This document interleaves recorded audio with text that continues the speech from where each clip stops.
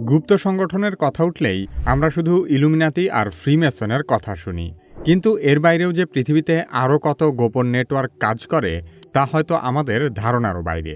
ঠিক তেমনই একটি গোপন সম্মেলন হল বিল্ডারবার্গ মিটিংস।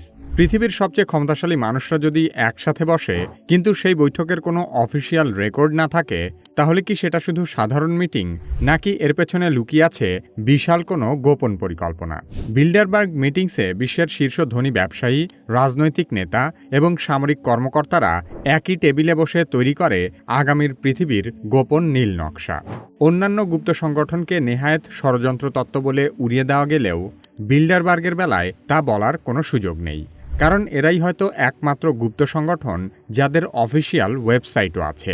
কিন্তু এই ওয়েবসাইটও আবার তৈরি করা হয়েছে শুধুমাত্র গোপনীয়তা রক্ষার জন্য। সে কারণে বিল্ডারবার্গ গ্রুপের নাম শুনলেই মানুষের মনে এক ধরনের কৌতূহল আর ভয় কাজ করে। বিশ্ব রাজনীতি, অর্থনীতি এবং বৈশ্বিক ক্ষমতার ভারসাম্যকে গোপনে নিয়ন্ত্রণ করা বিল্ডারবার্গ গ্রুপ আসলে কারা এবং বিল্ডারবার্গ মিটিংস কেন কখনো প্রকাশ্যে আসে না, সে সম্পর্কে আলোচনা করা হবে কি কেন কিভাবে এই পর্বে।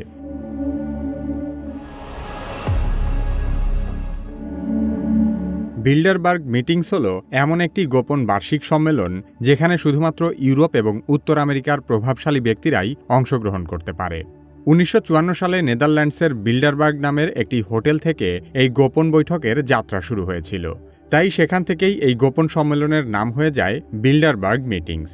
দ্বিতীয় বিশ্বযুদ্ধের পর ইউরোপ ও আমেরিকার মধ্যে রাজনৈতিক ও অর্থনৈতিক সম্পর্ক শক্তিশালী করার উদ্দেশ্যেই প্রথম এই বৈঠকের আয়োজন করা হয়েছিল। শুরুর দিকে এই গ্রুপের মূল লক্ষ্য ছিল পশ্চিমা দেশগুলোর মধ্যে ঐক্য গড়ে তোলা এবং সোভিয়েত ইউনিয়নের প্রভাব মোকাবেলা করা। স্নায়ুযুদ্ধের সময় এই ধরনের গোপন আলোচনা পশ্চিমা শক্তির জন্য অত্যন্ত গুরুত্বপূর্ণ ছিল। কিন্তু সময়ের সাথে সাথে এই গ্রুপের প্রভাব শুধু রাজনৈতিক ক্ষেত্রেই সীমাবদ্ধ থাকেনি, বরং অর্থনীতি, প্রযুক্তি এবং মিডিয়ার উপরও বিস্তার লাভ করেছে। প্রতিবছর ইউরোপ কিংবা আমেরিকার কোনো একটি দেশে প্রায় 130 জন সদস্য এই সভায় অংশগ্রহণ করে। বিভিন্ন দেশের প্রধানমন্ত্রী, রাষ্ট্রপতি, বৈশ্বিক প্রধান ব্যাংকগুলোর সিইও, ন্যাটোর মতো সামরিক সংস্থার কর্তা ব্যক্তি, বড় বড় কর্পোরেট মালিক, প্রযুক্তি কোম্পানির সিইও, এমনকি মিডিয়া হাউসের প্রধানরাও বিল্ডারবার্গ মিটিংসে উপস্থিত হন। সবচেয়ে অবাক করা বিষয় হলো, এত গুরুত্বপূর্ণ ব্যক্তিদের কেউই তাদের আনুষ্ঠানিক বা দাপ্তরিক পদের পরিচয় নিয়ে সম্মেলনে যোগ দেয় না।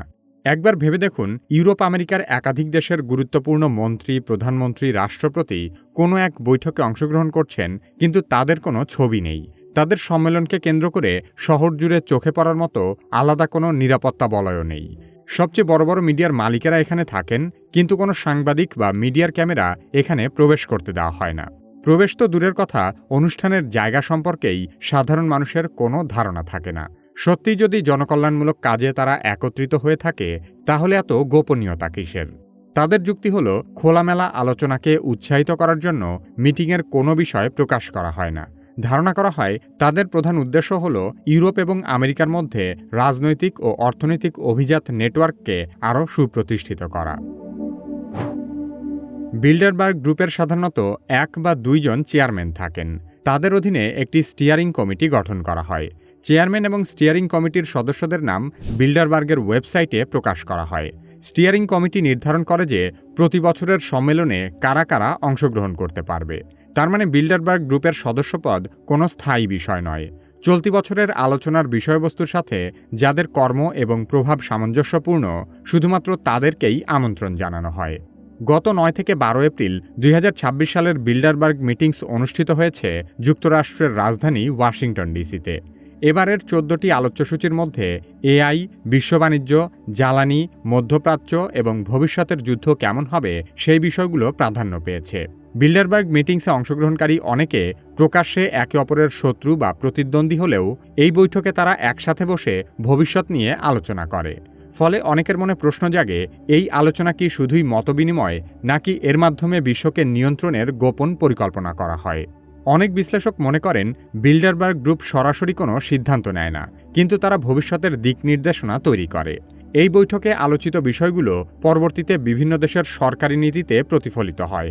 উদাহরণস্বরূপ, অর্থনৈতিক সংকট, প্রযুক্তিগত উন্নয়ন কিংবা আন্তর্জাতিক সম্পর্কের ক্ষেত্রে হঠাৎ করেই একই সময়ে একাধিক দেশ একই ধরনের নীতি বাস্তবায়ন করে। অনেকেই বিশ্বাস করেন এগুলো কোনো কাকতালীয় বিষয় নয়, বরং বিল্ডারবার্গের গোপন আলোচনার ফসল। বিল্ডারবার্গের চেয়েও আরও বেশি রহস্যে ঘেরা গুপ্ত সংগঠন ফ্রিম্যাসন।